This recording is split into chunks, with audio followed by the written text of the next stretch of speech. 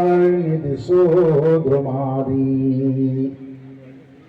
खम्बायुमगेनिं शरीरं महीं च ज्योतिष्टि सत्त्वा निदिशो द्रुमादि सरित समुद्रांश हरे शरीरम्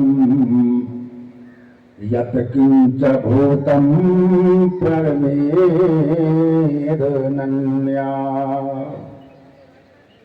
नीलाम्बुजश्यामलकोमलाङ्गं सीतासमारोपितवामभागम् नीलाम्बुज श्यामलकोमलाङ्गं सीता समारोपितवामभागम् पाणो महासायकचारुचापम् नमामि रामं रघुवंशनाथं नमामि रामं रघुवंशनाथं मंगल भवन मंगलहारी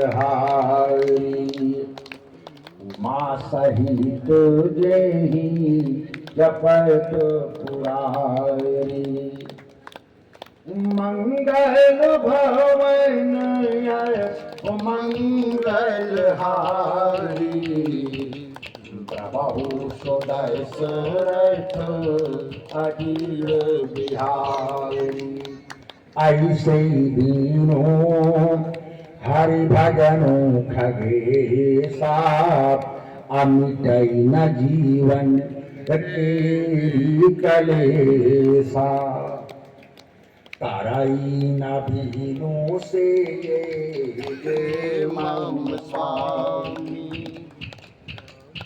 ताराई न बीनों से ये मम स्वामी राम नमामि नमामि नमामि हनुमान विपत्ति प्रभु सोई अजब तव सुमिरन भजन न होई।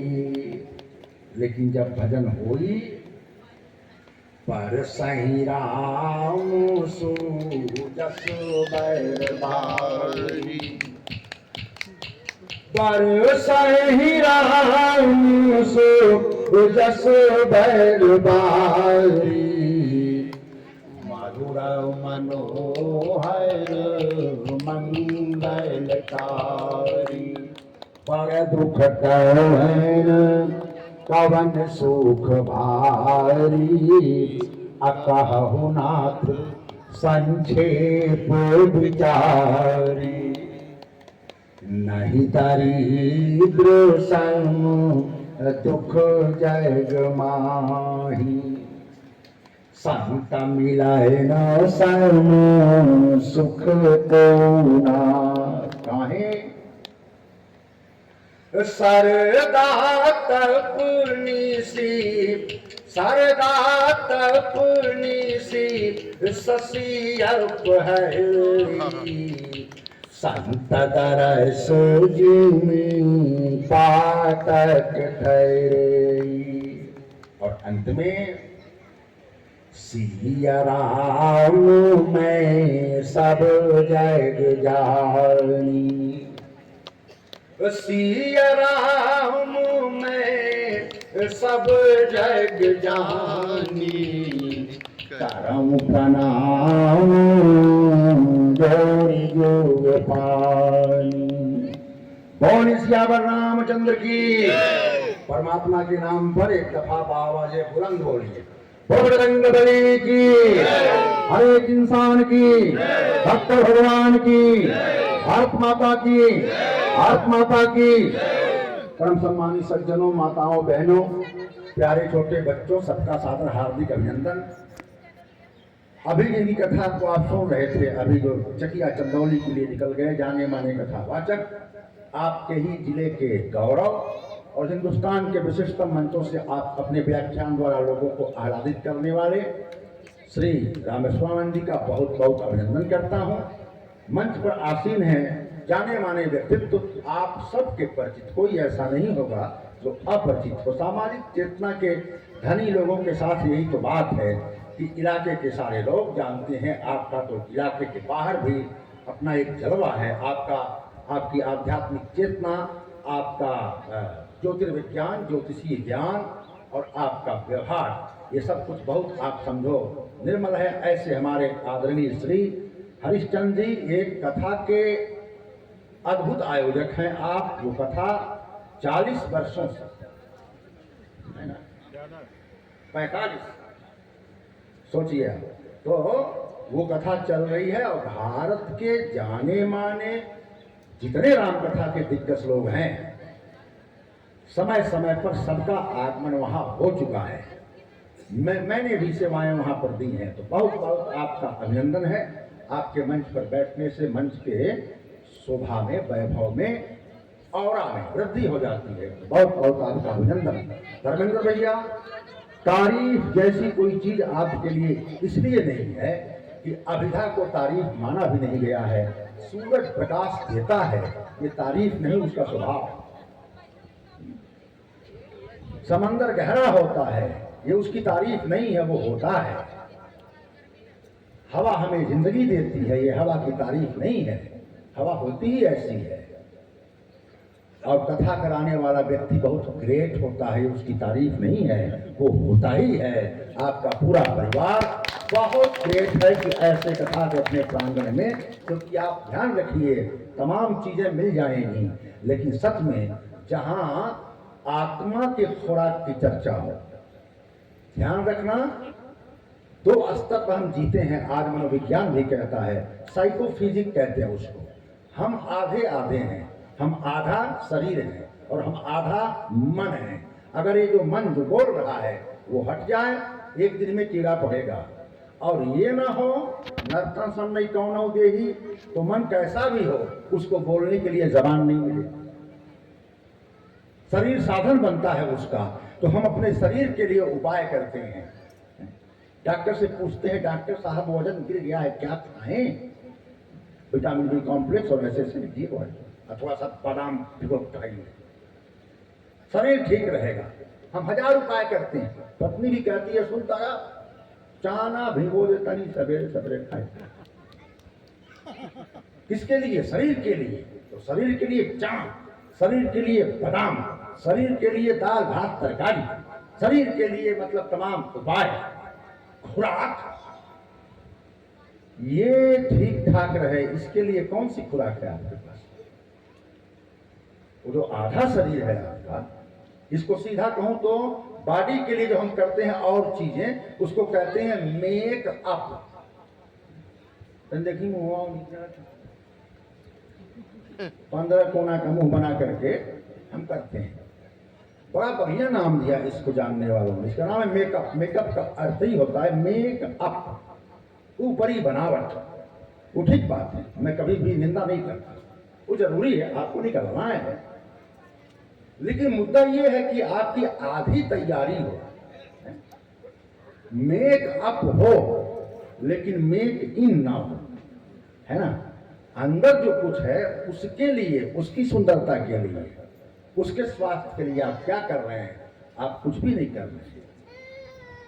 वो तो जो कथा करवाता है वो एक ऐसी जगह को 5 दिन में मेक इन का मैदान बना देता है कि आप मेक अप करके आप बादाम खा के आइए, चना खा के आइए, क्रीम लगा करके आइए। यहाँ जब बैठेंगे यहाँ शुरू होगा मेक इन। यहाँ आपके मन के दर्पण की धुलाई होगी, यहाँ चर्चा होगी, संवाद होगा, और संवाद जहाँ फलीभूत होता है वहाँ आशीर्वाद की बारिश होती है। तो इसलिए ऐसा व्यक्ति धन्यवाद का पात्र है और ग्रेट है जो अपने नगर में कार्यक्रम करवा रहा है। धर्मेंद्र भैया के पूरे परिवार का बहुत बहुत अभिनंदन करता हूं और संचालन के उत्तरदायित्व का निर्वहन करने वाले बहुत ही सुविशिष्ट संचालक और जिनका ऐसा व्यक्तित्व है, हंसते रहिए, मुस्कुराते रहिए, कथा में जाते रहिए, जवाते रहिए, भुलाते रहिए, माहौल बनाते रहिए, हौसला बनाए रखिए। और कल मैंने जो कहा, आज तो हमको लगा कि इनको 1 घंटा बोलना चाहिए था। इतना बढ़िया गाए हैं, पता नहीं, बड़े मिजाज में और संगीत में गाए हैं, मजा आ गया, थोड़ा सा कान में पड़ा, आनंद आ गया। तो ऐसे हमारे भैया श्याम नारायण जी, बहुत बहुत अभिनंदन। और गिरीश जी कहाँ है? हाँ, गिरीश उपाध्याय आए हुए हैं। गिरीश उपाध्याय, मैं जब पहली दफे आया आपके वहाँ, उस दौर में वो एक संघर्षशील युवा थे और उन्होंने मतलब लोक सेवा आयोग की परीक्षाओं की तैयारियां बहुत मतलब ढंग से किया और परिश्रम फलीभूत हुआ। आज पीसीएस अधिकारी हैं, आपकी कथा में शामिल होने के लिए आए हुए हैं। बहुत बहुत उनका अभिनंदन, सब गणमान्य है, सबका बहुत बहुत अभिनंदन। चर्चा करेंगे 2 बार नाम संकीर्तन के बाद, और नाम संकीर्तन की प्रक्रिया में आप सब लोग शामिल होइएगा। उसके बाद कुछ बातें करने का प्रयास करूंगा। देखिए बात किधर जाती है। निवेदन कर दूं, एक और डिस्क्लेमर आप हमको कर लेने दो कि हमको जब आप बैठे हैं सुनने के लिए, हमको सुनते समय कुछ चीजों को अपने जेहन से आप निकाल देना, नहीं तो आप गलतफहमी पाल लेंगे। आप अपने जेहन से सपाई होना, बसपाई होना, भजपाई होना, कांग्रेसाई होना, आई होना, ताई होना, वही निकाल देना जहां जूता निकालते हो। क्योंकि आपका पूर्वाग्रह चीजों को समझने नहीं देता है। जब चीजों को अगर एक कोई पाइप हो ऐसे और उसमें गुलाब का सेंट अंदर लगा दिया जाए और सामने भैया हैं, अगर हवा इधर से आई और गुजरी तो गुलाब की खुशबू उस हवा में मिल जाएगी, उनको खुशबू महसूस होगी। और उसी में गोबर पोत दिया जाए, हवा आए तो वो मतलब वो गोबर मिल जाएगा उसमें और बदबू महसूस होगी। कई बार हमारे भीतर, हमारे दिमाग के पाइप में पूर्वाग्रहों का गोबर भरा होता है जो चीजों को साफ साफ समझने नहीं देता है। तो ये सब छोड़ के बैठना। मेरी कोई प्रतिबद्धता किसी भी सियासी पार्टी से न रहा है, न रहेगा भविष्य में। सुनना तो खाटी मनुष्य बनकर के सुनना, क्योंकि जिसकी बात हम लोग करेंगे ना, वो मनुष्यता का प्रतिमान है। मैं तो यहां तक कहता हूं मंच से कि इनको सुनने के लिए, राम कथा को सुनने के लिए, खासकर तुलसी बाबा को सुनने के लिए न हिंदू होना जरूरी है, न मुसलमान होना जरूरी है, न सिख, न ईसाई, बस आदमी होना जरूरी है। अब मुझे बड़ा विचित्र लगता है, बहुत बढ़िया विचित्र, ये पता है बढ़िया विचित्र। इनकी 11 किताबें बहुत प्रामाणिक मानी गई। बाद में तो कई लोगों ने नकली किताबों को इनके नाम से पेश किया, लेकिन इनकी जो प्रामाणिक किताबें हैं, बरवे रामायण, गीतावली, दोहावली, कवितावली, रामचरितमानस, किसी किताब में न हिंदू शब्द आया है। खोज करके बताना जाओ रामचरितमानस में हिंदू शब्द, न मुसलमान शब्द आया है। जैसे बाबा कह रहे हो कि ये कचरा तुम लोग 20वीं सदी, 21वीं सदी में अपना लेकर रहना है ना, हम नहीं छोड़े। आजकल टीवी पर एक कचरा रोज चलता है, टीवी पर 2 तरफ से कचरा लेकर के बैठे रहते हैं सब, और पिछवा में वो ललकारने वाला बैठा रहता है, चाहे बैठी रहती है, और दोनों ओर से कीचड़ फेंकाई, और उसको देख करके हमारे आपके बच्चे बनते हैं दंगाई। बाबा ने परहेज किया, आदमी बन जाओ का क्यों? इसीलिए अपने महानायक के मुंह से बाबा ने राम राज्य की स्थापना के बाद जो पहला वाक्य कहलवाया वो ये, बड़े भागी, बड़े भागी बाबा तन पावा, बड़े भागी ठाकुर तन पावा, बड़े भागी हिंदू तन पावा, बड़े भागी मुस्लिम तन पावा। आप जानते हैं, बड़े भागी मानुष तन पावा, असुर दुर्लभ हो, सब ग्रंथन गावा। मनुष्यता आपके अस्तित्व की पहली शर्त है, हम अपनी पहली शर्त पर ही चूक जाते हैं, इसीलिए समाज बीमार होता है। मनुष्य बन के सुनना। दूसरी बात, हमें बुलाना आसान है, सुनना आसान नहीं, क्योंकि मंचों के प्रारूप ऐसे होते चले गए भगवान जाने कब, कि जब एक किस्म की अंतर्निहित व्यावसायिकता ने ऐसा प्रेरित कर दिया कि जनता के मन लायक बात बोलो वरना अगले साल बुलाए नहीं जाओ। एक विचारक को तय करना पड़ता है कि हम किसी के मन के लायक बात बोलने के लिए पैदा हुए हैं या जो सही है उसको बोलने को पैदा हुए हैं। प्रेमचंद की कहानी पंच परमेश्वर का एक वाक्य है कि क्या बिगाड़ के डर से ईमान की बात नहीं कहोगे। मुझे उससे कोई मतलब नहीं है कि आपको अच्छा क्या लगता है, मुझे इससे मतलब है कि आपके लिए जरूरी क्या है, और धार्मिकता सामाजिकता के तमाम उन बातों पर जिन पर चर्चा करना जरूरी है वो आपके बीच राम के माध्यम से मेरी जबान से आए।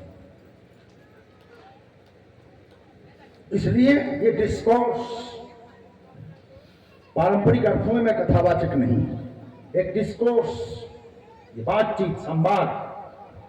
और तीसरी बात कि विवेक को जागृत रखना, क्योंकि विवेक ही सुनने की क्षमता और उसमें से निकालने की क्षमता पैदा करता है। ध्यान रखें, महान से महान चीज खराब हो जाएगी अविवेकी के हाथ में, और खराब से खराब चीज अच्छा इस्तेमाल हो सकता है विवेकवान के हाथ में। खराब चीज का भी विवेकवान अच्छा इस्तेमाल कर सकता है, अच्छी चीज का भी विवेकहीन बुरा इस्तेमाल करेगा। इसीलिए इस देश में अच्छी चीजें बहुत इस्तेमाल होती हैं, चर्चा के दरमियान बात आ सकती है। विवेक ना हो तो राजा मिजाज की कहानी किसने सुना है? बच्चों को लेकर जाइए, वहां बैठिए। हाँ, तो इस सब के बालक बारी बतास आगे नहीं बैठाना चाहिए, हम अभी तो बारिश से जूझ रहे हैं। तो आप समझिए, एक बहुत पॉपुलर कहानी मुझको याद आ गई, बड़ी लंबी कहानी है, छोटी सी है, एकदम छोटी सी, कि मतलब आप देखो जब विवेक सो जाता है तो क्या होता है। वरदान मांगने का मौका मिला, राजा मिडास से हुआ। मिडास बहुत लोभी था, धन चाहिए धन चाहिए धन चाहिए। वो धन को साधन नहीं मंजिल मान बैठा। धन तो रास्ता है ना, धन की मैं निंदा नहीं करता हूँ, लेकिन वही मंजिल बन जाए। जैसे मान लिया कहीं लिखा हो जौनपुर 15 किलोमीटर पत्थर पर, तो वो एक माध्यम है किलोमीटर समझने का और उसको छोड़ के आगे बढ़ जाने का। हम वहीं अगर बत्ती लेके बैठ जाए, बहुत महान पत्थर हो तुमने बताया कि जौनपुर 15 किलोमीटर है तुम्हारे पास से, मैं हिलूंगा नहीं। धन पर आप सांप की तरह धन करके बैठ जाए। धन साधन है। कबीर कहता था दो हाथ ऊंचिए यही सयान होता। कई लोगों ने समझा ही नहीं कि क्या बोल रहा है कबीर। इतना विचित्र दोहा कोई नहीं बोल सकता है। कहा कि पानी बाढ़ो नाव में, घर में बाढ़ो दाम। तो लोगों ने समझा अब ये बताएंगे कि हिफाजत करिए। कबीर ने कहा कि दो हाथ ऊंचिए यही सयानो काम। कुआं अपने पानी को देना जिस दिन बंद कर देगा उसी दिन कुआं मर जाता है। खर्च करता है तो ताजा रहता है। तो धन की एक साइकोलॉजी को तो समझें। तो लेकिन वो लोलुप था, खूब धन, सोना का तो दीवाना था, सोना का। फरिश्ते आ गए, वरदान मांगो मिजाज का, जो मांगो दे दोगे का, साथ दे देंगे।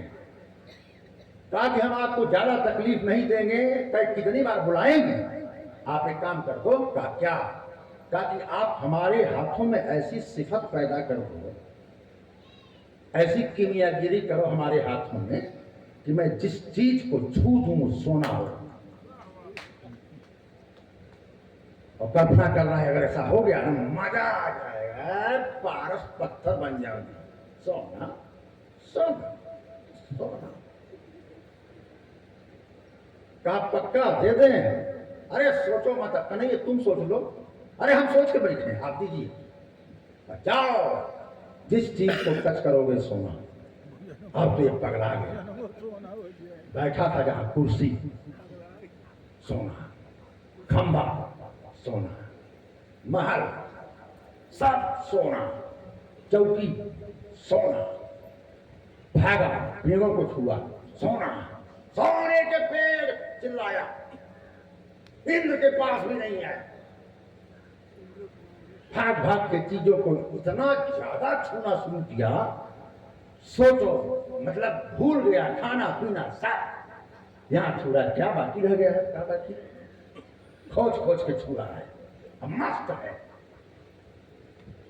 अंततः भूख तो लगेगी क्या है, अब 1 घंटा बाद चूल्हे में खाना क्या हो जाए। बेटी खाना लाओ,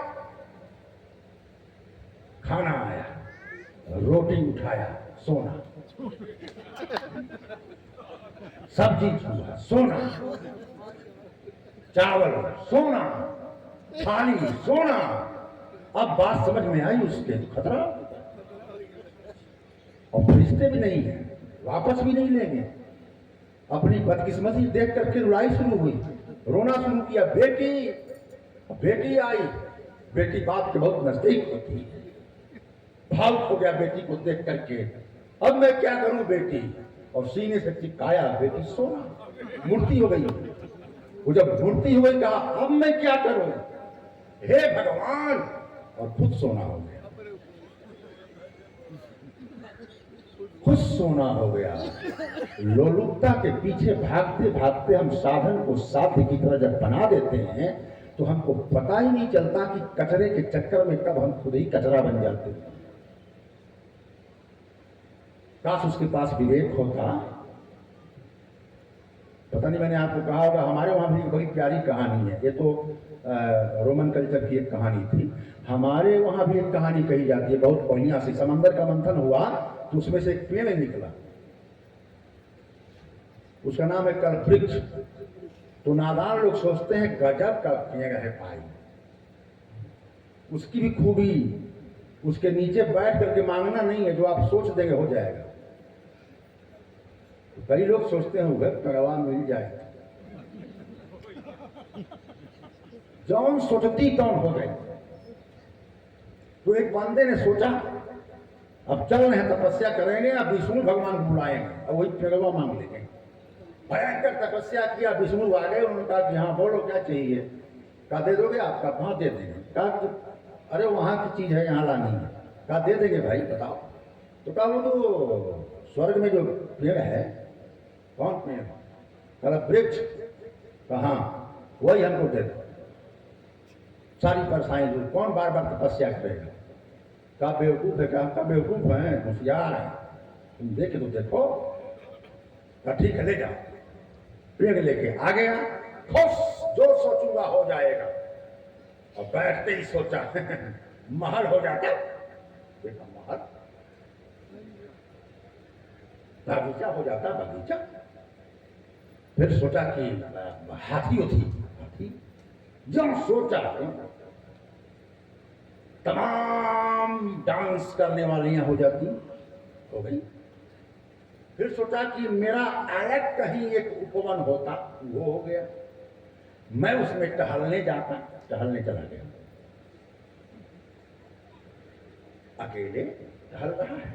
फिर सोचा कि कोई सुंदरी मिल जाती, सुंदरी आ गई। फिर सोचा कि मुझे आलिंगन में ले लेती, उसने ले लिया। फिर सोचा हे भगवान कहीं कोई देखे ना, तो देखने वाले आ गए। कहीं जो सोचा कहीं कोई देख ना रहा, देखने वाले आ गए। फिर सोचा हे भगवान कहीं सब मारे ना,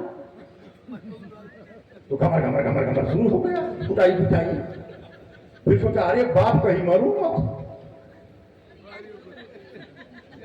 मर गया। जिसको बहुत लग्जरी सोच रहे हो, वो लग्जरी नहीं है, अभिशाप भी हो सकता है अगर विवेक ना हो तो। और विवेक जागृत हो तो आपके जीवन में आया हुआ अभिशाप भी वरदान में बदल सकता है।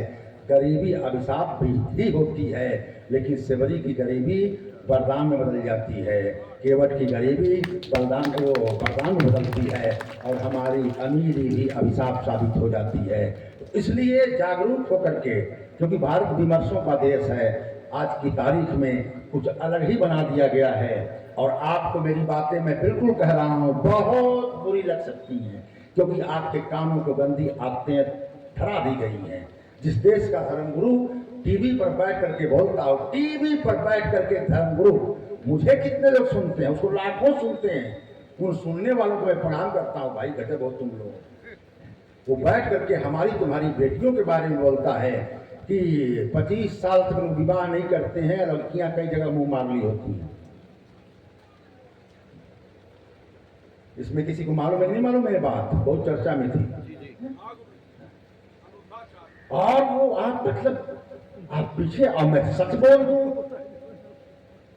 ये सांडिल जी वामपंथी है क्या? कुछ तो what is the definition of left? तो मैं स्टडी न पढ़ाई न कहीं न कुछ गंदा बोल बोल करके लोग मशहूर हुए जा रहे हैं। बचे थे ये मंच, तो इन मंचों पर भी डिस्कोर्स यानी प्रवचन, संभाषण, भाषण, उद्बोधन, प्रबोधन खत्म, विरहा शुरू। मत का उल्टर भाई विपतिया भारी, सुभद्रा जब कुंवारी रहे।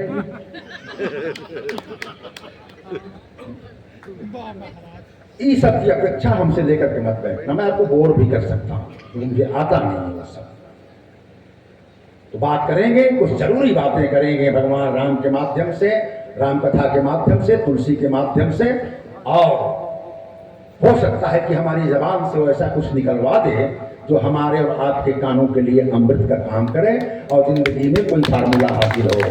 ओ श्री राम जय राम, जय जय राम, श्री राम जय राम, जय जय राम, श्री राम जय राम, जय जय राम, ओ श्री राम जय राम, जय जय राम, बोलो श्री राम जय राम, जय जय राम, श्री राम जय राम, जय जय राम, श्री राम जय राम, जय जय राम, ओ श्री राम जय राम, जय जय राम। अरे इस महफिल में आकर के प्रीति लगा कर के देखो, दुख ही दुख है जीवन में तो इसको गा कर के देखो,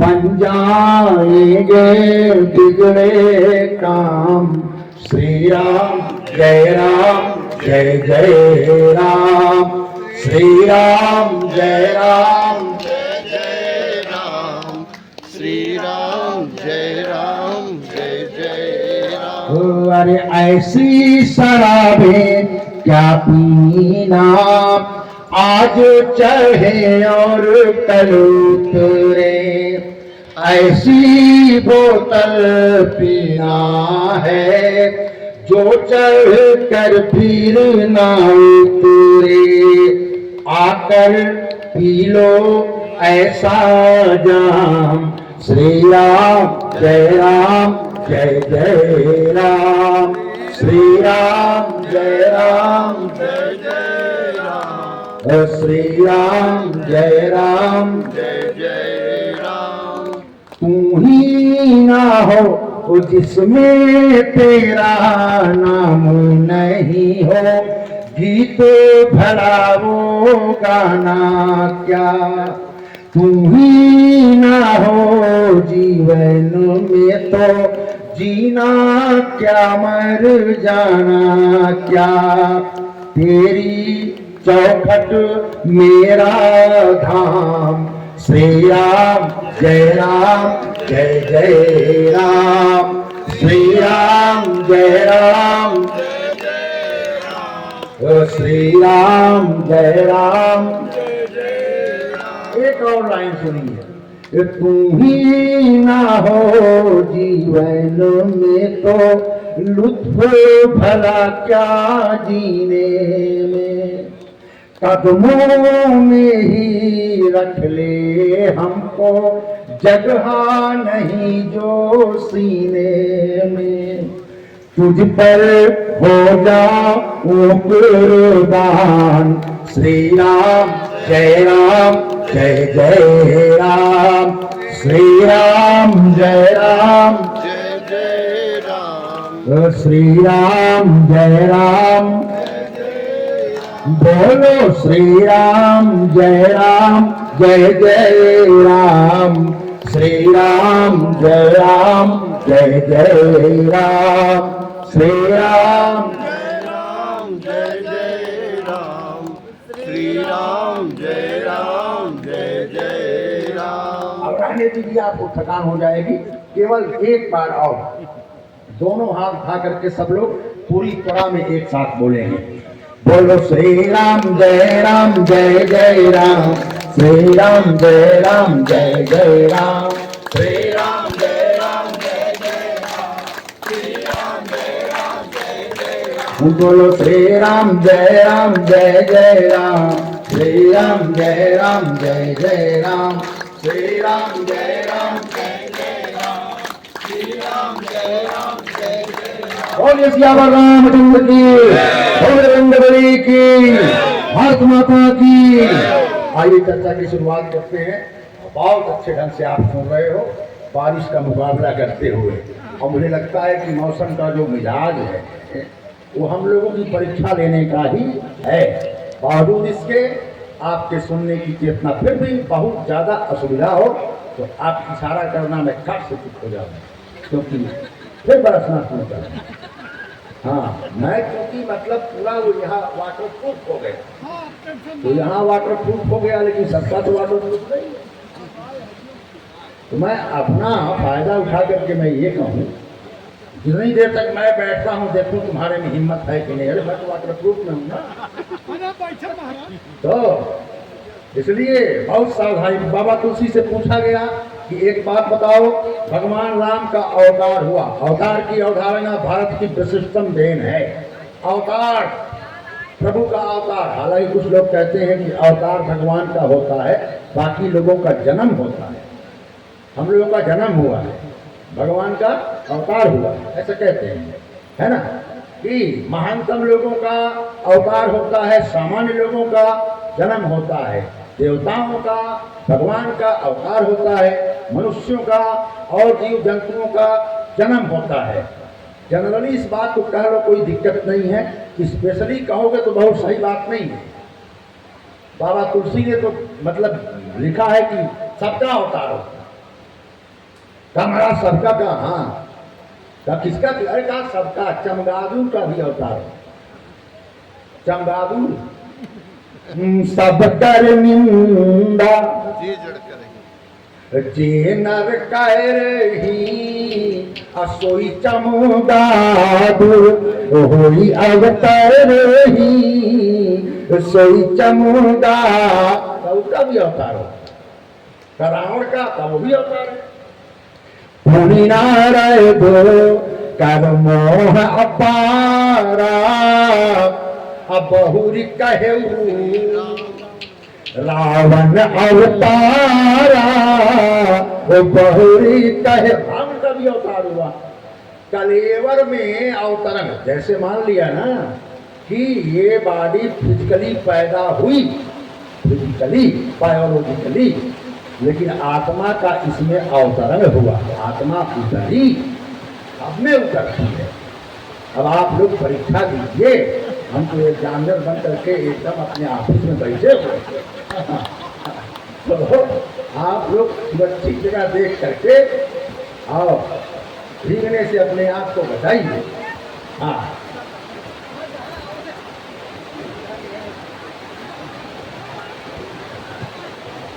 वो बहुत कम है जो इस महफिल में खामोश आती हैं। नाभियाँ आती हैं, बारिश आती है, जब अपने साथ।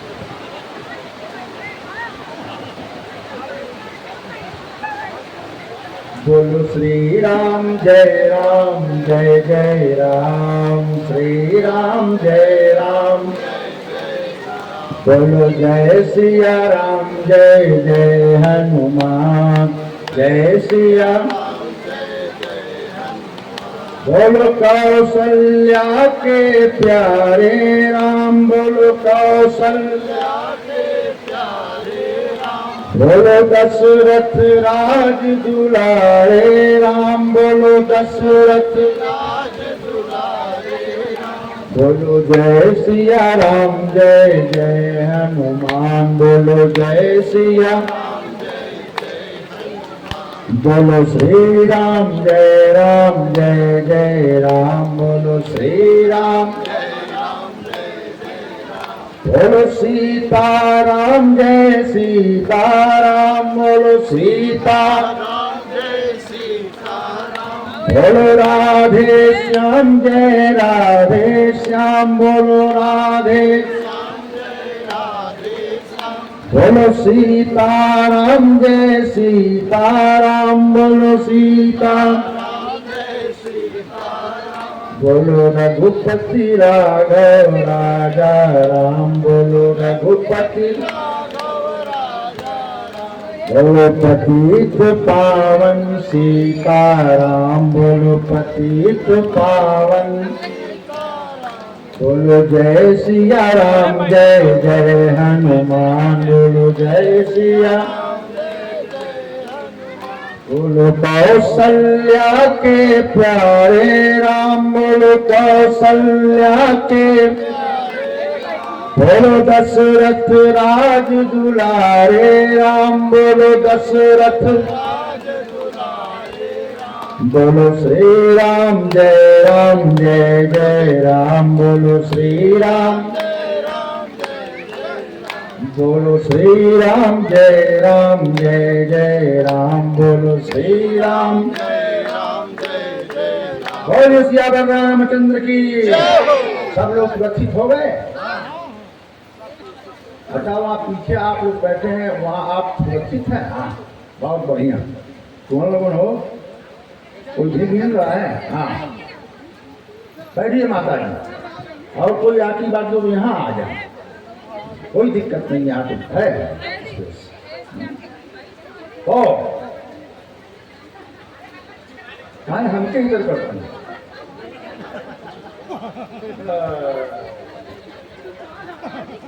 तो तुम्हारी आई तो भाई साहब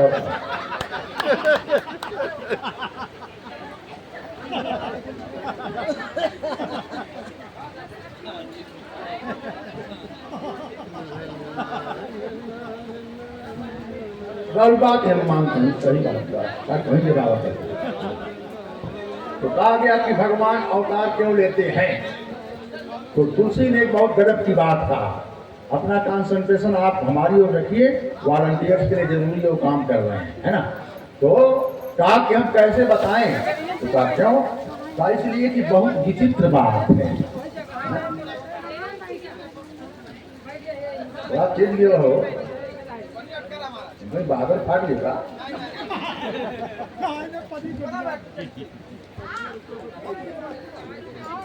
तो बात को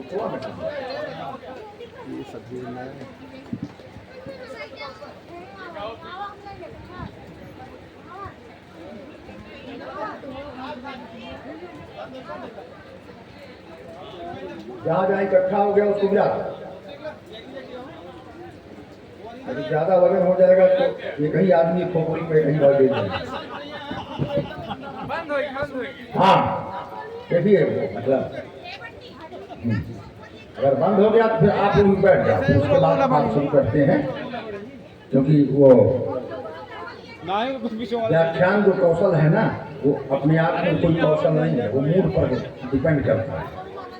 मिजाज अगर बन गया तो बना बनाया मिजाज बीच में जब अचानक बारिश आती है तो फट जाता है। इसलिए कहा कि भगवान राम अवतार क्यों, भगवान अवतार क्यों लेता है?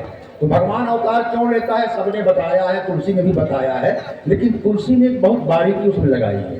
कल क्या बताएं, भरसक टाला है, क्या बताएं भगवान अवतार क्यों लेता है? क्या क्यों नहीं बताएंगे आप? क्या इसलिए नहीं बताएंगे कि उसको बताना आसान नहीं है। क्यों आसान नहीं है? क्या इसलिए आसान नहीं है कि कहूंगा कुछ समझोगे कुछ। क्या ये क्यों? क्या विचित्र है। ये बड़ा खतरा होता है जब कहा कुछ और जाए समझा कुछ और जाए। साफ साफ किसी ने बोला और जो बोला वही आपने सुना, लेकिन जो उसने कहा उसको आपने समझा नहीं, ठीक उल्टा समझा। ये होता है, गजब हो जाता है। डॉक्टर साहब गए समझाने शराबियों को, और गिलास में सादा पानी लिया, शीशे की गिलास में, और एक में दारू लिया, और सिखाना था कि दारू कितना नुकसान करता है। और एक जिंदा केचुआ एक बॉक्स में से निकाला, सादा पानी में डाला केचुए को, का ध्यान से देखना शराबी भाइयों, का जी देख रहे हैं, दिमाग दाएं बाएं मत करना, सीधा देखो। हाँ देख रहे हैं। क्या देखा? केचुआ चल रहा था। केचुआ जिंदा है कि मुर्दा? का जी जिंदा है। आप देखो, गिलास रखा, उठाया केचुए को, दारू वाले ने डाला, जो अंदर गया केचुआ गल गया। एसिड है, स्प्रिट है, गल गया, मर गया। दिखाई दे रहा है? कभी डॉक्टर साहब, केचुआ जिंदा रहा कि मर गया? अरे मर गया, एकदम खत्म हो गया। क्या कुछ समझ में आया? का जी। का बताओ क्या समझे? का डॉक्टर साहब एकदम समझ गए। अगर हम दारू पिएंगे तो हमारे के पेट में कभी कीड़े नहीं रहे, सब कीड़े मर जाएंगे। सीधा बोला गया, सीधा सुना गया, लेकिन सीधा समझा। ये खतरा है। विचारक को बोलने में बहुत दिमाग लगाना पड़ता है कि जो मैं कह रहा हूं अगला वही समझे। तुलसी ने कहा मैं क्या बोलूं, विचित्र है वो। का विचित्र है? कैसे? का बताऊं? राम जन्म कर हेतु अनेका, राम जन्म कर हेतु अनेका। बताओ का नहीं? परम विचित्र, परम विचित्र, परम विचित्र, एक का एक से एक परम विचित्र। हम क्या बताएं? फिर कई बताया।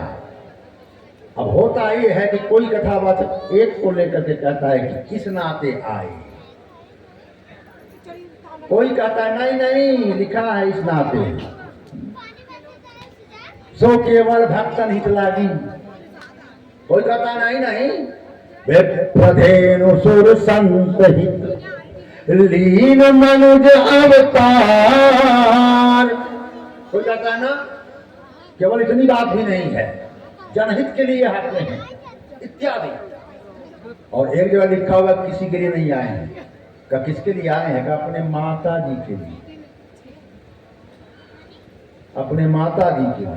हे सुनो ना, का पूरिया हो हैं? अभी तो ट्रेन से बैठी नहीं, हम लोग क्या कर रहे हैं आप? पूरिया में क्या है?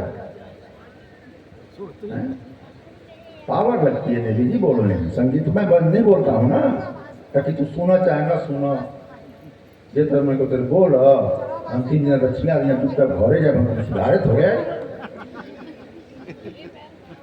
लेकिन जब कोई नहीं सुनता तो जान निकल जाती है, क्योंकि बोलने के लिए ही सब व्यवस्था की जा रही है। ऐसे करिए, ऐसे करिए, ऐसे करिए, पाठ प्रूफ करिए। तो ये भुला गया मैं क्या?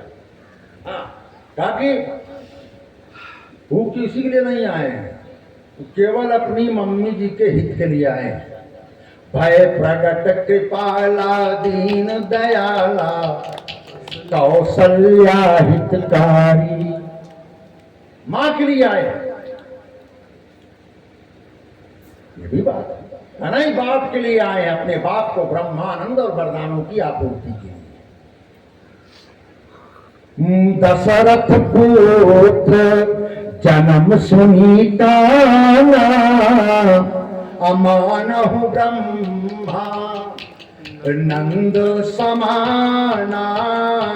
मानहु ब्रह्मा, बाप को ब्रह्म का आनंद देने के लिए आए हैं राम। उनके लिए प्रायोरिटी में चीजों को देखा जाए तो वो आए हैं माँ बाप के लिए। तुम लोग क्या लिए जो कर रहे हो ऐसा?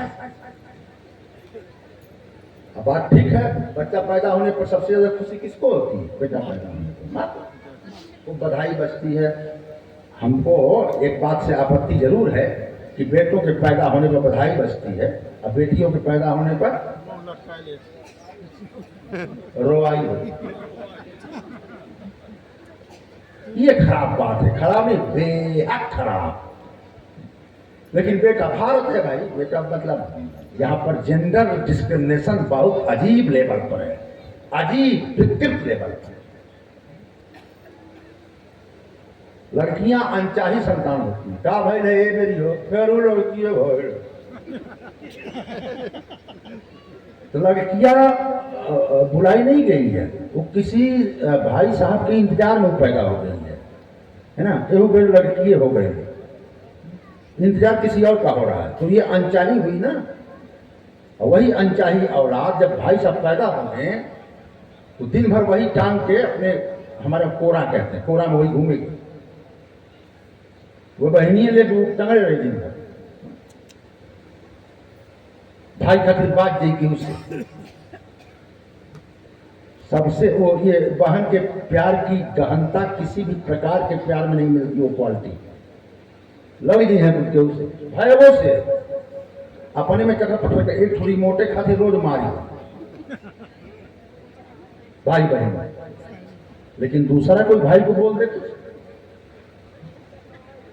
आपको बता दूं, हजारों बातें लड़के अपने बाप से छुपाते हैं, मां से छुपाते हैं, वंश नहीं छुपाते। कुछ खतरनाक बातें हैं, उनको बचाने के लिए, उनको सुनने के लिए जिगर चाहिए। एकेडमिक मंचों में बोलता हूं, एक बात बोल दे रहा हूं क्योंकि यहाँ पर बड़े बड़े लोग बैठे हैं, गिरीश उपाध्याय जैसे स्कॉलर लोग हैं, घुमा रही है वो। आप बदमाशी की और झगड़ा कर रही है आपके लिए। आप सियाने हो गए, किशोरावस्था में गए, फिर आप जवान हो गए, आपको किसी से प्यार हो गया, हिम्मत नहीं है कि बाप से कह सको, बाप टेटुआ दबा देगा। हिम्मत नहीं है कि मां से कह सको, उसी बहन से कहा। बहन क्या बोली तो ठीक है, मैं घबरा, मैं हूं ना। हम 21वीं सदी में हैं, आप जानते हैं कि मैं कह रहा हूं, कोई रॉकेट साइंस नहीं बोल रहा हूं। बहनियां खड़ा हो जाएगी, हाँ हम संभाल लें। अम्मा संगत किया बड़ा डर लगता है दीदी, हम मानी दिखाएं डरा, सब छेक लेगी। मैं जज बन के नहीं बैठा हूं, केवल एक बात रख रहा हूं, नेचुरल प्रक्रिया है। अगर वहीं कहीं युवा जीवन में लड़की को प्रेम हो गया तो वही भाई साहब कुल्हाड़ी लेके खोजेंगे और आनंद किलिंग करेंगे। जेंडर डिस्क्रिमिनेशन बड़े बुरे लेवल पर इस देश में। नहीं खैर, बेटा पैदा हो जाता है, थाली बजाओ, ताली बजाओ, ये बजाओ, वो बजाओ, गाने वाले आते हैं खूब, गजबे गजब गाना। तो हम जौनपुर जनपद में ही सुने थे, कहीं ठहरे थे तो बगल के घर से आवाज आ रही थी, कोई बच्चा पैदा हुआ था, बधाई बज रही थी। हमने देखा कि उस बधाई गाने में महिलाएं, गाने में भी सबके लिए अच्छी अच्छी बात उस गणमा में, और सास बहू का उसके लिए वो में झगड़ा। खजाना लुटाई देवो लाल की बधैया, खजाना लुटाई देवो लाल की बधैया। लड़का खेलावन जो अहिया जेठानी त नथुनी पहनाई देवो लाल की बधैया। लड़का खेलावन जो अहिया देवरानी त बाली गढ़ाई देवो लाल की बधैया। लड़का खेलावन ननको जो अहिया त झुलनी गढ़ाई देवो लाल की बधैया। लड़का खेलावन सासू जो अहिया लुआठी दिखाई देवो लाल की बधैया। उसमें भी सास को लुआठी। लेकिन आप देखो, आप भगवान राम का आगमन, तो कहा कि जब बच्चा पैदा होता है तो एक जगह कहा गया कि किसके हितकारी हैं, कौशल्या के। एक जगह कहा कि अपने बाप के सुख के लिए आए। एक तरफ कहा गया कि नहीं नहीं, विप्रों के लिए आए। विप्रधेनु सुर संत हित। शब्दों की गहराई में जाना होता है। डॉक्टर भोलानाथ तिवारी किताब पढ़ी है आप, शब्दों का जीवन, भाषा विज्ञान। इस देश में भाषा विज्ञान से अब कोई मतलब नहीं रहा। पढ़िए, शब्दों के तह में प्रवेश करिए। हो सकता है जिस शब्द का अर्थ आप आज ये समझ रहे हो, जब ये शब्द पैदा हुआ हो कुछ और अर्थ रहा। कृपा करके सुन लो, कभी कभी रिले होता है। जैसे कुशल, कुशल कुशल माने ये मतलब फला काम में बहुत कुशल है, वो फला काम में बहुत कुशल है। कुशल माने एक्सपर्ट, लेकिन जब ये शब्द पैदा हुआ था हजारों साल पहले, तो उसका अर्थ कुशल के रूप में नहीं था, एक्सपर्ट नहीं था। भारतीय दर्शन के अध्येता है गिरीश उपाध्याय, पूछना उनसे। कुशल माने अपने गुरु के लिए जो कुश लेकर के आता था उसको कुशल कहते थे। आज उसका अर्थ बदल गया है। तो शब्दों में प्रवेश करो। भगवान विप्र के हित के लिए आता है, केवल बाबा लोगों के लिए आएगा वो, और लोग क्या है? बात इतनी बचकानी तो नहीं हो सकती है। केवल हमारी जाति के लिए आए हैं। तो विप्र का अर्थ क्या हुआ? तो गहराई में जाओ। वो बप धातु से बना है, पपन करना, बोने वाला, बोने वाला, जो बोता है उसको विप्र कहते हैं। कहा मतलब, कहा जैसे किसान खेत में फसल बोता है वह भी विप्र है, और जो आपके ज़हन में संस्कार को बोता है वह भी विप्र है। संस्कार को, इसीलिए संस्कृति को कल्चर कहते हैं और खेती को एग्रीकल्चर कहते हैं। तो जो गुरु होता है वो भी क्या करता है? आपकी चेतना की जमीन पर अच्छे संस्कारों की बोआई करता है। कृषि निरावहि चतुर किसाना, विवेक की खुरपी लेकर के घास फूस हटा देता है। ये डिस्कोर्स है, ध्यान से सुनो। द्विज, द्विज माने ब्राह्मण थोड़े होता है केवल। द्विज माने जिसका 2 बार जन्म हुआ, 2 बार सबका जन्म होता है। कहीं कहीं तो स्पष्ट होता है, पक्षियों में 2 बार पैदा होता है पक्षी। पहले पैदा हुई अंडा, तो पहली पैदाइश है, और फिर एक बार और पैदा हुई बच्चा, जो द्विज है। द्वि माने 2, जा माने जाना। हम लोग भी जब पैदा होते हैं कुछ नहीं मालूम, फ्राइड को पढ़ना ईगो सुपर ईगो। जब बच्चा पैदा होता है कुछ नहीं मालूम, भाइयो हमार, भाइयो हमार, सब हमारा। सिखाना पड़ता ना, बाबू भैया भैया एक देता, तो सिखाना पड़ता है। ऐसा नहीं करना चाहिए, ऐसा करना चाहिए बाबू, ऐसे बोलो तो बोलो, बोलो जय जय, सब सिखाते हैं। और फिर स्कूल जाएगा।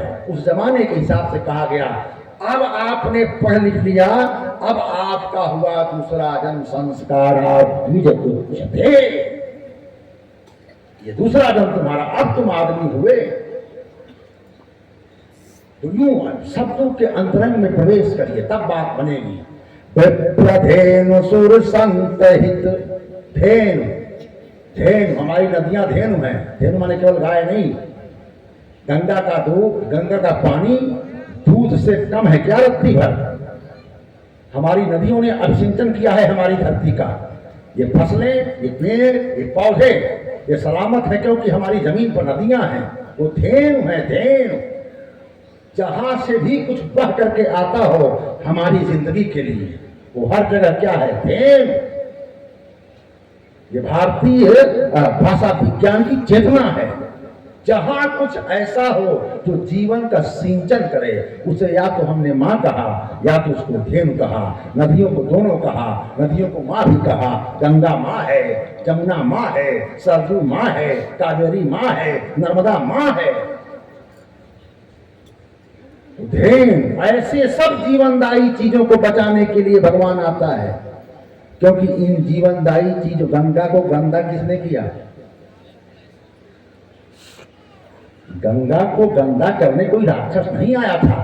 धेनुकासुर और फैक्टरियों ने गंदा किया है, हमने आपने गंदा किया है, और हम मानने को तैयार भी नहीं है।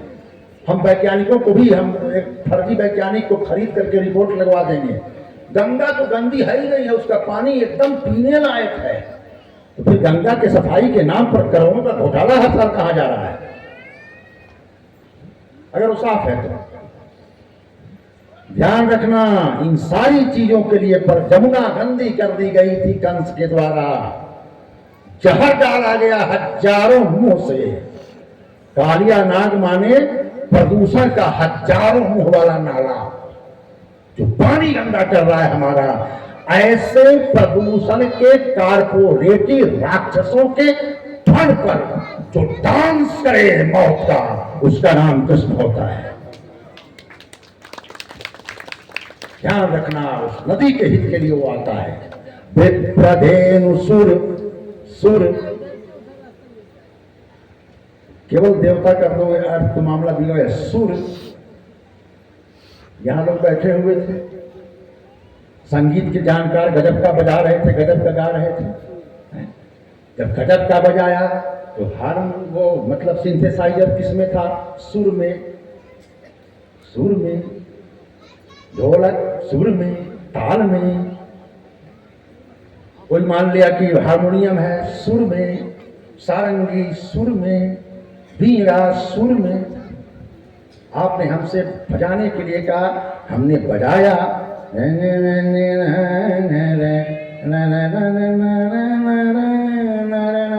आपने कहा सब वही है, हम आप कहें पे पे पे पे पे। अरे यार कनवे काट लेगा, क्योंकि वो सुर में नहीं है। ये कुदरत सुर में है, लय में है। इस कुदरत की हमारी मनुष्यता लय में है। उस लय में जो बाधा पहुंचाए, समाज ठीक ठाक जी रहा है, बढ़िया से सब चल रहा है, कमा रहे हो, खा रहे हो, भजन कर रहे हो, अचानक पता चला साहगंज में दंगा हो, दंगा, सुर बिगाड़ दिया कम वक्तों, लयबद्धता खो गई, रिदम है ना। वो लोग ही देवता हैं जो समाज को सुर में रखते हैं, और वो लोग ही राक्षस हैं जो अपने समाज को पेशवा बना देते हैं। ये सुर, विप्रधेनु सुर संत हित संत। अब एक एक बात को करेंगे तो जो कहना वो निकल जाए, लेकिन संत माने क्या? संत माने सीधी सी बात है कि जो दूसरे के दुख पर द्रवित हो, इतना ही नहीं बल्कि अपने चेतना की जमीन को निर्मल कर चुका हो, और जहां कहीं भी अलगाव हो वहां पहुंच करके मिलन का उपाय पैदा कर दे, उसको संत कहते हैं। वो मजमा लगा करके और अंधविश्वास का प्रचार करे, रील बनाए, बाबा मेरा पति शराब पीता है, बाबा तुम प्यार नहीं करती होगी? करती हो बाबा? तो बड़े गुरु बने। ध्यान रखना, विप्रधेनु सुर संत हित लीन मनुज अवतार। ये बात भी ठीक है, चलो। फिर कहा कि नहीं, अपने भक्तों के लिए सो केवल वो भगतन हित लागी। अब पेश तो फंसेगा इसमें, सही क्या है? ये सही है कि ये सही है, ये सही है कि ये सही है, यहाँ ये कह रहे हो, यहाँ ये कह रहे हो, यहाँ ये कह रहे हो। ये कंट्राडिक्शन कैसे संभलेगा?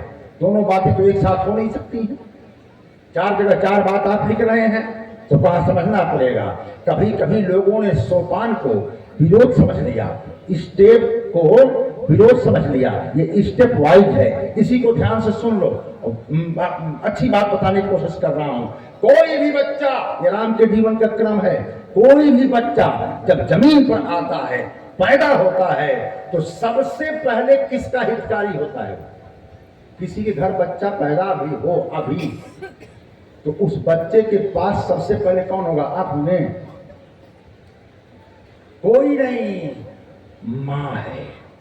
और माँ, अभी एक आया था वो मनोवैज्ञानिक परिशोध, ये कि जब बच्चा, एक स्त्री को, आपको कब सुख मिलता है मुझे नहीं मालूम, एक सर्वे हुआ इनके बारे में कि एक महिला को सबसे ज्यादा आनंद, सबसे ज्यादा सुख कब मिलता है? वो ऐसा सुख होता है कि उस समय भगवान भी उसके पास आ जाए तो कहीं हटा। सबसे बड़ा सुख, तो कहा कि सबसे बड़ा सुख, दुनिया का सबसे बड़ा दर्द सहने के बाद, आप समझते हो, बच्चा पैदा होते टाइम में ये पूरा का पूरा जो अस्थिपंजर है ना, खटर हिल जाता है, शरीर, हार्मोन हिल जाते हैं। कई बार इतनी वेदना, आप डॉक्टरों से पूछना, पोस्ट इफेक्ट जो आता है, मेंटली कमजोर हो जाती है। एक जीवन आया है उनके भीतर से, गजब का दर्द, हड्डी हड्डी में दर्द, चप्पे चप्पे में दर्द। बच्चा पैदा हो गया है, बगल में लेटा है, अभी वो देख ही नहीं है। जब चेहरा घुमा के देखती हैं, पहली निगाह अपने बेटे के चेहरे पर, बच्चे के चेहरे पर जब पड़ती है, जो इतनी वेदना के परिणाम के रूप में आया है, तो उस समय उनके दिल में जो आनंद की पैदाइश होती है, उस आनंद का मुकाबला करने वाला आनंद तीनों लोकों में इनके लिए है नहीं। यह है कौशल्या हितकारी। बच्चा जब पैदा होगा तो सबसे पहले किसको आनंद देगा? माँ। इसीलिए कहा गया कि माँ मातृदेवो भव। भगवान के बारे में कहा गया सुमिरन कहां से शुरू करें? क्या भगवान मान करके भगवान को भजोगे तो कभी नहीं भज पाओगे। सुनना, most important point of this topic. भगवान मान करके भगवान को भजोगे तो भगवान को कभी नहीं भज पाओगे, प्रेम ही नहीं बनेगा। तब क्या मान करके भजें? त्वमेव माता च पिता त्वमेव। माँ जल्दी कनेक्शन मिल जाएगा, क्योंकि वो खुद बोला है नारद, मैं अपने भक्तों के लिए जानते हो क्या हूं? क्या?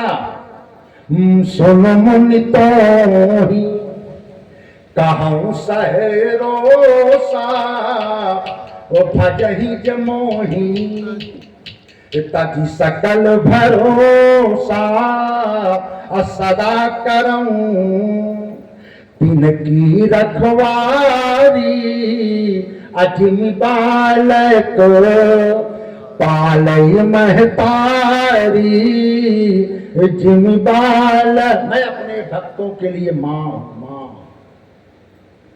मातृ चेतना है। या देवी सर्वभूतेषु मातृरूपे संस्थिता, नमस्तस्यै नमस्तस्यै नमस्तस्यै नमो नमः।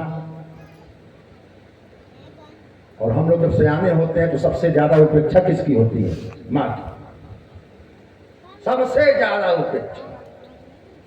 यही मैं कहता हूं कि कानों को हम सिखलाएं, ट्रेनिंग दें, क्योंकि खराब चीज की आदत पड़ जाने पर अच्छी चीज खुशबू भी बदबू करने लगेगी, और बदबू में खुशबू मिलेगी। स्वर्गीय दिनेश जी एक बात कहा करते थे, जौनपुर के दिनेश दिग्गज वक्ता,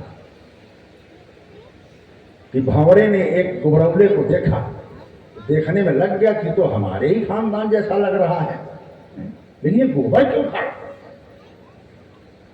हो सकता है न जानता हो फूल को। कहे भाई तो क्या है? कब गोबर क्यों खा? महान चीज को तुम निंदा करने आए हो? भौरा समझ गया, कह रहे चलो मेरे साथ। बड़ा सलीके से गोबरा खाते हैं सब गोबरौला, पहले गोल गोल बनाएंगे सब खूब बढ़िया, और उसको ढकिया के ले जाएंगे जहाँ रहते हैं, और तब उसको इत्मीनान से खाएंगे, है ना, ढकेल ढकेल के। और अतीत जीवी होते हैं, आगे रहने के करते हैं, पीछे से उसको अपने पीछे रखेंगे सब, और पीछे रह चलेंगे सब, ढकेल के ले जाएंगे ना। तो कचरा चलो मेरे साथ, चलो चलो चलो घुमाओ। कहाँ? का गुलशन। कहीं गुलशन क्या होता है? गुलशन यार बगीचा। कहीं बगीचा क्या हो? घूरा वाला टाइप कुछ है? घूरा का नहीं, घूरा नहीं है बगीचा। उपवन, उपवन वो क्या जाने उनको। तो चलो चलो चलो हम बताएंगे, वहीं ले चल के बताएंगे। तुम ले गया और सोचा कि हो सकता है फूलों की खुशबू इसके मिजाज को बदल दे। गुलाब के पास ले गया, ए भाई सूंघ, गुलाब को सूंघ। उसने सूंघा। भौरे ने पूछा कैसा है? कहा एकदम गोबर जैसा है। क्या गोबर जैसा? चमेली, चमेली को सूंघ, चमेली को। चमेली सूंघा। कहिए कैसा है? कहा वो एकदम एकदम सुपीरियर गोबर। कहा जूही को, जूही को सूंघ। जौने फुलवा सूंघे, हाँ गोबर, एकदम गोबर। भौरे को शंका हुई, कहा कि जरा जरा मुंह खोलो, तो मुंह खोलो। जब मुंह खोला तो घर में से एक गोला गोबर लेके चला था।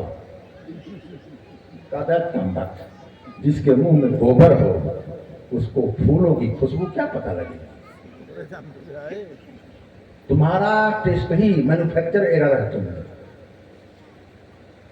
स्वाद बिगड़ जाएगा ना, ध्यान रखें आप। हम सब जानते हैं दुनिया में कोई खाना मुकाबला नहीं करेगा माँ के हाथ के खाने का, क्योंकि माँ के हाथ में एक हाइजीनिक टच होता है।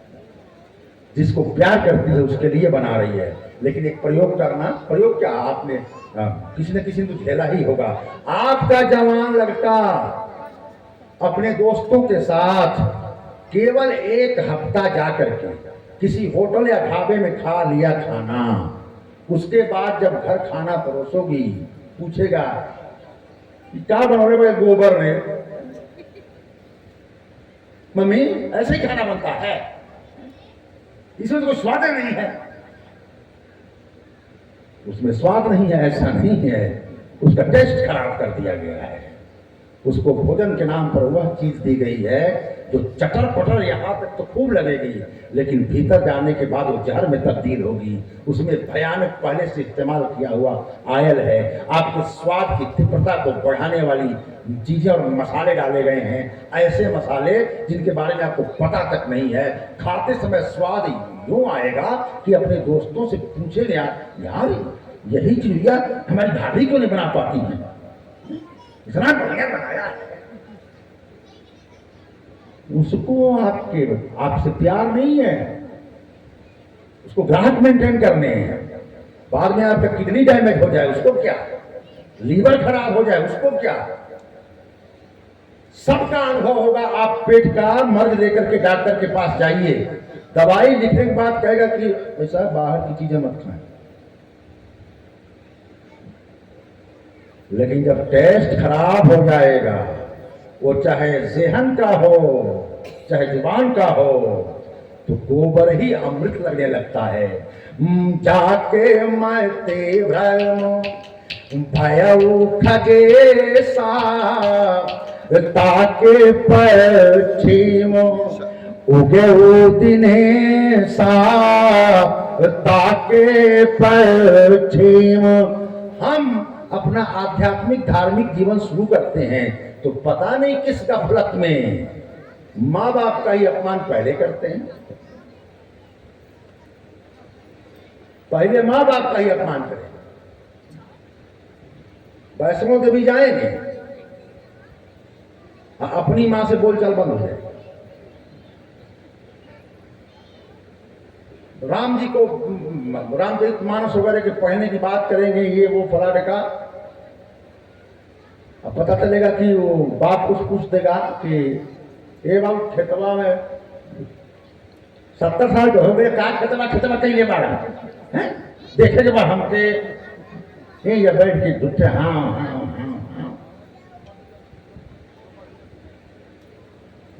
ये जो चीजें हैं, आप ईमानदारी के साथ चीजों को महसूस करना। मैंने कहा होगा आपको कभी, लिखा था कि हे ईश्वर के बंदे तू क्यों झूठा ढोंग रचाता है, भीतर की कालिक ना धोई गंगा रोज नहाता है। हे ईश्वर के बंदे तू क्यों अरे झूठा ढोंग रचाता है, अंदर की कालिक ना धोई गंगा खूब नहाता है। जीते जी तक मात पिता की बात न तूने मानी, जिसने जन्म दिया उसको न दिया बूंद भर पानी। मर जाने के बाद गया में पिंडा खूब पराता है, मर जाने के बाद गया में पिंडा खूब पराता है। भीतर की कालिक ना धोई गंगा रोज नहाता है। कितना कितना हवन नहीं किया बाहर, रोज को यज्ञ हो रही है, लेकिन कृष्ण भगवान ने चेतावनी दिया था अर्जुन को कि यज्ञ बाहर और भीतर दोनों होना चाहिए। का बुनियादी कौन है? का भीतर वाला। उसके रिजल्ट में बाहर वाला आना चाहिए। का भीतरा कैसे तिल जाएगा हवन करने के लिए? भीतरा हवन कुंड कहाँ है? का है ना, आत्म यज्ञ के हवन कुंड में का तिल अच्छा तो गया उसमें कैसे का है? आत्म यज्ञ के हवन कुंड में करो बुराई स्वाहा। कौन कौन सामग्री है? काम क्रोध मद लोभ द्वेष अभिमान बड़ाई स्वाहा। और अगर इसको नहीं किया तो यज्ञ तो रावण भी करता था। रावण करम लागित जागा, सिद्ध भय नहीं मरहिया भागा। राम ने बानरों को भेज करके चौपट करवा दिया। काम क्रोध मद लोभ द्वेष अभिमान बड़ाई स्वाहा। वरना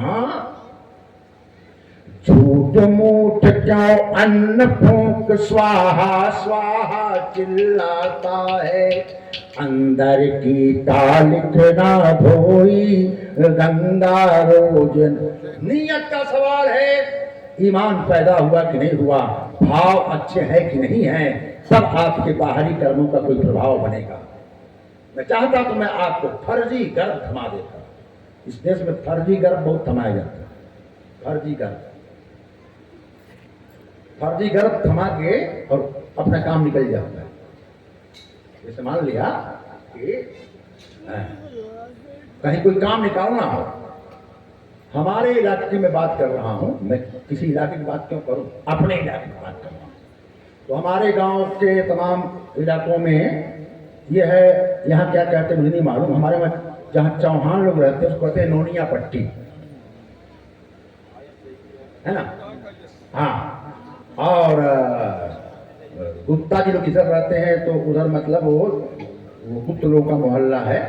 हमारे वहाँ तेलियाना कहते हैं, है ना, ऐसे करके। तो बहुत हालत खराब है मान लिया, और खासकर नोनिया लोगों की हालत बहुत खराब है। शिक्षा का लेवल भी बहुत ठीक नहीं हो पाया अभी तक, और आर्थिक पहलू भी बहुत खराब है। तो बड़ी समस्याएं हैं। लेकिन जब वहाँ कोई नेता पहुंचता है, जब भाषण होता है तो कि वो पहले ही फर्जी गर्भ थमाएगा। नेता जो है, इससे पहले कोई शिकायत आवे, नेता बोलेगा मैं साधारण लोगों की सभा में नहीं बोल रहा हूं। प्यारे मित्रों, इस समय मेरे सामने पृथ्वीराज चौहान के वंशज बैठे हुए हैं। मतलब किसी तरह उसका जीवन चल रहा है, लेकिन जो इस वाक्य को सुनेगा वो अपने आप को पृथ्वीराज चौहान का वंशज। फर्जी गर्भ जाएंगे तेलियाना में कहेंगे चंद्रगुप्त के स्वर्ग में पैदा हुए आप महानतम लोग हैं। आप न होते गुप्तों का वो महान साम्राज्य। कोई स्त्री नहीं कि चंद्रगुप्त गुप्त था भी कि नहीं था,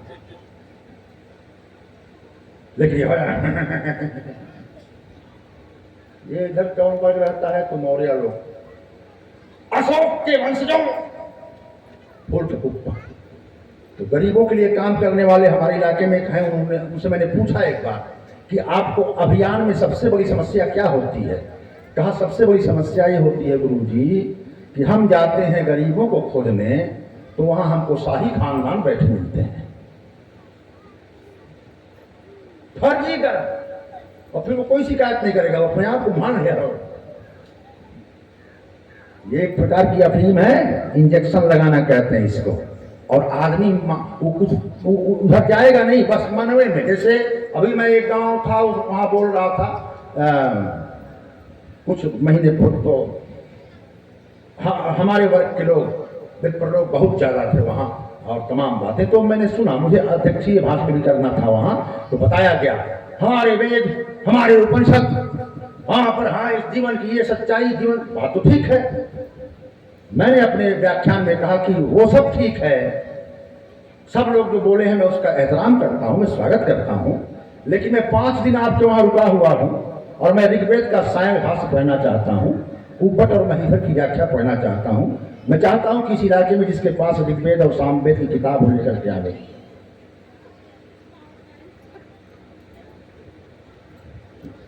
कहीं है ये नहीं। हमने रूबरू पूछा आप रखे हैं? हमें किस प्रेस से प्रकाशित है, कुछ मालूम है? कौन? भंडारकर ओरिएंटल जो इंस्टीट्यूट है जो काम करता है महाभारत वगैरह, उसके बारे में कुछ इतिहास नहीं हमको बताते हैं, मतलब हमको गर्व करना है, पढ़ना है भैया, अध्ययन करना है, उधर जाना है, उसको प्यार करना है, उसके भीतर प्रवेश करना है। लेकिन हमारा द्वैत माने हम केवल नारेबाजियों में वहां पर हैं, लेकिन जब हकीकत आएगी आपसे कहा जाएगा बच्चा कहाँ पढ़ाते हैं, बच्चा एकदम गुरुदेव हाई स्कूल में है, हाँ इतनी फीस है उसकी, मॉडर्न इंग्लिश माध्यम से। ध्यान रखें आप, सच्ची पूंजी क्या है उसका अनुशीलन करते हुए और तब उधर प्रवेश करते हुए और सच्चे अर्थों में भीतर का धन इकट्ठा करना पड़ता है, तब असली गर्व तैयार होता है। नकली गर्व ट्रैंक्विलाइजर का काम करता है। आइए विषय वस्तु पर। कहा कि जब बच्चा पैदा होता है तो माँ को सबसे बड़ी खुशी देता है, और दूसरे नंबर पर खुशी किसको मिलती है? क्या बाप को। जब पता चलता है संतान हुई है, बाप खुश। लेकिन यहीं तक अगर आपके बच्चे के जीवन का उद्देश्य है तो ऐसे बच्चे का कोई मतलब नहीं है। फिर आगे एक और बात शुरू होती है। कौन सी? एक चौपाई सब लोग कहते हैं, लेकिन उसके आगे वाली चौपाई बहुत कम लोग कहते हैं। उसको आप सुनो, मैं आपको बता रहा हूं, ये चौपाई सब जानते हैं। प्रातः काल उठ के रघुनाथा, मातु पिता गुरु नावही माथा, मातु पिता गुरु। एक बात गार्जियन को भी सोचने की जरूरत है, सारी जिम्मेवारी हम बच्चों पर नहीं डाल सकते हैं। सवाल इस बात का है कि उनको सामाजिक बनाना हमने सीखा कि नहीं सीखा? नहीं सीखा। इतना सुन के हम बहुत खुश आते हैं, लड़का ऐसा चाहिए जो सवेरे सवेरे उठ करके हमारा प्रणाम करे, बस। हाँ, आगवा वाली चौपैया पढ़ो, राम केवल प्रणाम नहीं करते थे, उसके बाद सीधे कहते थे वो जा रहा हूं। कहां जा रहा हूं? क्षेत्र में। क्या करना? लोगों का काम करने जा। हमारे वहां तो कहा जाएगा कि बहुत गांधी बन रहे हो, हैं? जा रहा हूं सामाजिक काम करने। पिताजी जाओ ना। आय सुमागी करईपुर का जा, आदेश मान करके और समाज का काम कर रहे हैं राम। हम अपने बच्चों को सामाजिक होने देना नहीं चाहते हैं। हाँ, राजनीतिक बना देंगे, जो फलाना पार्टी में शामिल हो तो फायदा होगा। रामपुर का काम करते हैं। आय सुमांग करईपुर का जा। बाप देख के खुश होता है कि वाह, मेरा बेटा समाज की चिंता कर रहा है। तो जो बच्चा, मोस्ट इंपॉर्टेंट पॉइंट, जो बच्चा जब पैदा हुआ था माँ का हितकारी था, खबर बन करके कान में पहुंचा बाप के, तो बाप का हितकारी हो गया, और जब बाहर निकला तो अपने पुर का हितकारी हो गया। आय सुमागी करईपुर का, ये सोपान है सब, पुर का हितकारी हो गया। और फिर और जब ब्राड हुआ, आगे बढ़ा, तो बहुत सी चीजें शामिल हो गई। अब किसका हितकारी है? विप्र धेनु सुर संतहित लीन मनुज अवतार। अंत में पूछा अब किसका हितकारी है? का जहां जहां जनता है सो जस गाई, भक्त भव तरही, कृपा सिंधु जनहित तनु धरही, कृपा सिंधु। वो सारी जनता के हित के लिए पैदा हुआ है। इसको कहते हैं स्टेप वाइज चीजों को आगे ले जाना। समझदार बनना चाहिए। हम कुछ भी बने, हम एक बेटा बने, केवल अच्छा बेटा नहीं, अच्छा और समझदार बेटा। हम बाप बने तो केवल अच्छा बाप नहीं सर, अच्छा और समझदार बाप। ये क्या होता है ये बता रहा हूं। अगर हम माँ बने तो अच्छी और समझदार माँ, नहीं तो हम ऐसी चीजें सिखा देंगे खतरा हो जाएगा। अगर हम देशभक्त बने, समझदार देशभक्त, ये नहीं कि हमारा कोई भी यूज कर दे। हम राष्ट्रवादी बने, समझदार राष्ट्रवादी, मानवतावादी, समझदार मानवतावादी। क्योंकि आपकी आइडेंटिटी की एक यात्रा होती है। सुनना ध्यान से, अगर इस गांव के बाहर आप निकले, गांव का नाम क्या है? कपूर। आगे जो मैं कहूंगा पूछूंगा तो बोलेंगे आप यहां से ज्यों ही गए जौनपुर, तो जौनपुर में जब गए तो आपसे किसी ने पूछा कहां के हो, तो आप क्या बताओगे? कपूरपुर। और आप अगर गए, आप समझो लखनऊ, वहां पूछा गया कहां के हो, तो जौनपुर। आप चले गए मध्य प्रदेश, कहां के हो? उत्तर प्रदेश। वहां तो थोड़े कहोगे कपूरपुर। यहां से बाहर निकले कपूरपुर मुख्य था, और जिले से बाहर निकले तो जौनपुर मुख्य हो गया, कपूरपुर मिट गया। मतलब मिट नहीं गया, लुप्त प्राय, विजिबिलिटी उसकी कम हो गई। जैसे सिनेमा के पर्दे पर जिस हीरो के चेहरे पर फोकस होता है, बाकी बैकग्राउंड में चले जाते हैं, ब्लर हो जाते हैं। तो आप गए मध्य प्रदेश, तो कहा कि उत्तर प्रदेश के। आप गए अमेरिका, पूछा कहां के हो, क्या बताएंगे? उत्तर प्रदेश, भारत। भारत बोलेंगे ना? यही मत ठहरिए। मान लीजिए कि मंगल ग्रह पर कोई सभ्यता रहती है, आप वहां चले गए,